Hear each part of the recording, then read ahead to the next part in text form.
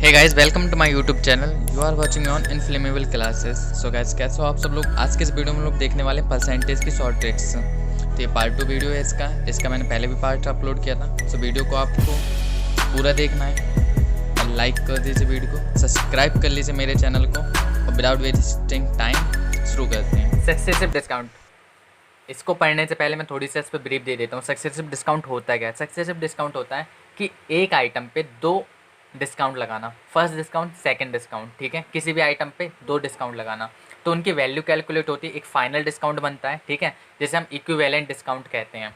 तो सबसे पहला क्वेश्चन यही है, successive discounts of 50% and 50% is equivalent. तो इसमें पहला वाला डिस्काउंट क्या हो जाएगा, जो D1 हो जाएगा हमारे पास, वो कितना हो जाएगा 50%, और जो D2 हो जाएगा वो भी कितना है 50% है।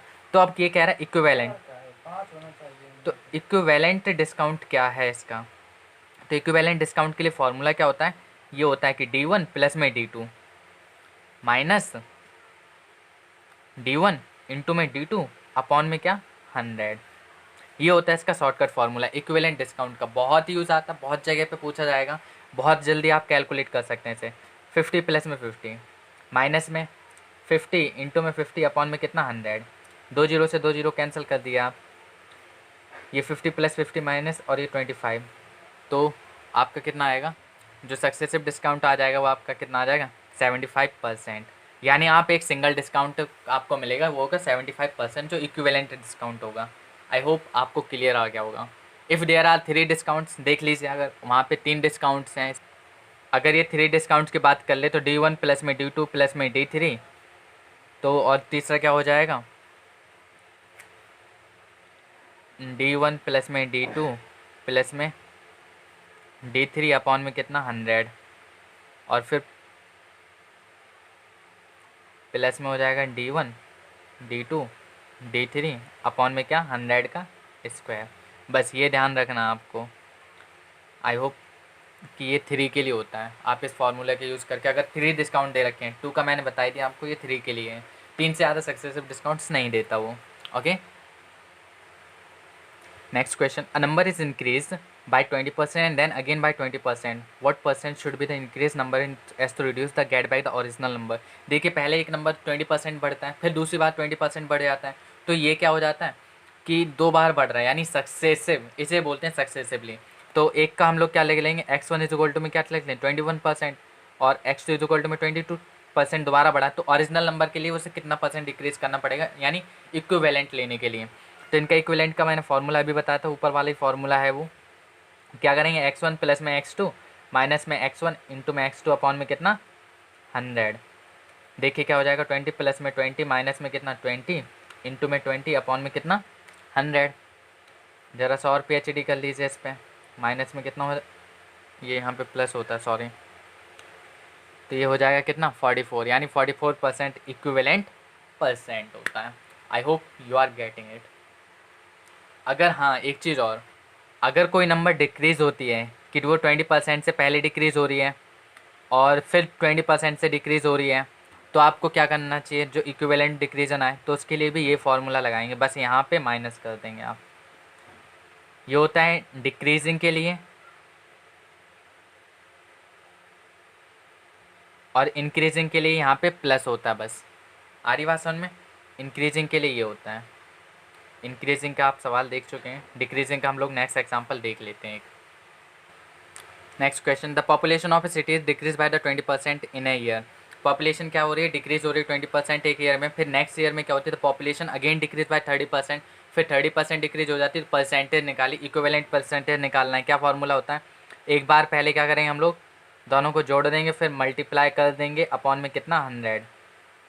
ये है इसका शॉर्टकट वाला आंसर। आप लोग देख सकते हैं ये कितना ईजी है। आई होप आपको समझ में आ गया होगा। 44%। नेक्स्ट क्वेश्चन देखें, a man spend 75% of his income is increase by 20% and his decreases his expenditure by 20%, his savings are increase by. देखिए एक मैन ने अपनी 75% स्पेंड कर ली इनकम, ठीक है, ख़त्म कर ली, उसकी इनकम इंक्रीज हो जाती है फिर 20%, और उसके खर्चे ख़त्म हो जाते हैं 10% से, तो his savings are increase by, उसकी सेविंग्स कितनी बढ़ी बस सेविंग्स निकालनी है। तो सेविंग्स के लिए इंक्रीमेंट इन सेविंग्स का जो है हमारे पास एक शॉर्टकट फार्मूला होता है, इंक्रीज इन सेविंग परसेंट।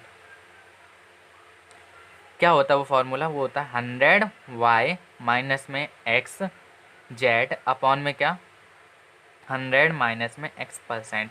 अच्छा अभी एक्स क्या होता है यही ना, तो मैं बता देता हूँ आपको। जो एक्स क्या होता है, एक्स हम लोग कहते हैं जो सेविंग उसकी इनकम जो बढ़ी, ठीक है, इनकम बढ़ी 75%।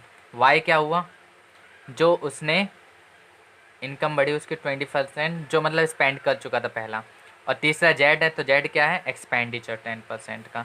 अब डायरेक्टली फार्मूले में रखेंगे हम ये वैल्यूज़ और आंसर ले आएंगे। देखना अभी आप, बहुत ही इजी सा कॉन्सेप्ट है, बस एक बार आप पूरा वीडियो देख लीजिए, उसके बाद आपको सारी चीज़ें ऑटोमेटिकली समझ में आने लगेंगी। माइनस में कितना 750 अपॉन में कितना 25। अब इसमें से जब आप घटा देंगे तो कितना बचेगा आपके पास? 1250 अपॉन में कितना 25 से जब आप इसमें डिवाइड देंगे तो 25 से 50%। तो यानी कितने एक्सपेंडिचर हो गया उसका 25%, उसकी मतलब 50% उसकी सेविंग बच गई। नेक्स्ट क्वेश्चन देखेंगे, in an examination a candidate must secure 40% marks to pass. मतलब एग्जामिनेशन में उसे 40% मार्क्स क्या करने थे? पास कर आने ज़रूरी थे एक एग्जामिनेशन में, ठीक है।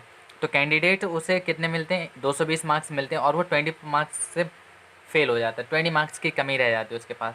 तो what was the maximum marks? तो मैक्सिमम मार्क्स क्या थे, मतलब टोटल मार्क्स क्या थे? तो टोटल मार्क्स के लिए क्या फार्मूला होता है? वाई प्लस में जेड अपॉन में क्या एक्स। अब आप पूछोगे एक्स वाई जेड क्या है, तो ध्यान से देख लो। एक्स क्या है इसमें? एक्स होता है जो उसने मार्क्स क्या किए, उस एक्स जो होता है मतलब कितने परसेंटेज मिले थे उसे। वाई क्या था? कितने मार्क्स ऑब्टेन किए थे उसने, ठीक है। और जेड क्या होता है? जेड मतलब कितने मार्क्स से वो रह गया था। तो हम लोग कैसे कर लेंगे? 100, उसे 220 मार्क्स मिले थे, 20 मार्क्स से रह गया था बेचारा, और ये 40% से पास होना था। अब ज़रा से इसे आप सॉल्व कर लीजिए, तो मुझे नहीं लगता कि आपको कोई दिक्कत होगी सॉल्व करने में। 10 से 10, तो यानी 600 का क्या था? मैक्सिमम मार्क्स था। देखिए, if the sides of the square are increase by 30%, find the percent increase in its area. तो एरिया में क्या इंक्रीजमेंट हुआ? देखिए साइड्स में बढ़ रहा है, ठीक है। तो रेक्टेंगल की तरह लेके चलिए कि मतलब पहली जो साइड बढ़ी थी वो 20% बढ़ी थी, और जो दूसरी जो साइड बढ़ी थी वो कितनी 20% बढ़ी थी। तो वही वाला फार्मूला है, इसे यूज़ करना सीख लीजिए बस। आप क्या करेंगे? आप सॉरी 30% तो 30 प्लस में कितना 30 प्लस 30 इंटू में 30 अपॉन में कितना 100। अगर आप यूज़ करना सीख जाए ना ये ट्रिक्स, तो आप कहीं पे भी मात नहीं खाएंगे। और ये 69% एरिया में इंक्रीमेंट हुआ, जो कि इक्विवेलेंट हुआ। अच्छा देखिए, जब साइड बढ़ेंगी, साइड इंटू साइड एरिया होता है ना, तो साइड इंटू में साइड एरिया इंक्रीमेंट हो गया। आई होप इससे ज़्यादा अच्छी ट्रिक्स आपको कहीं और नहीं मिल सकती थी।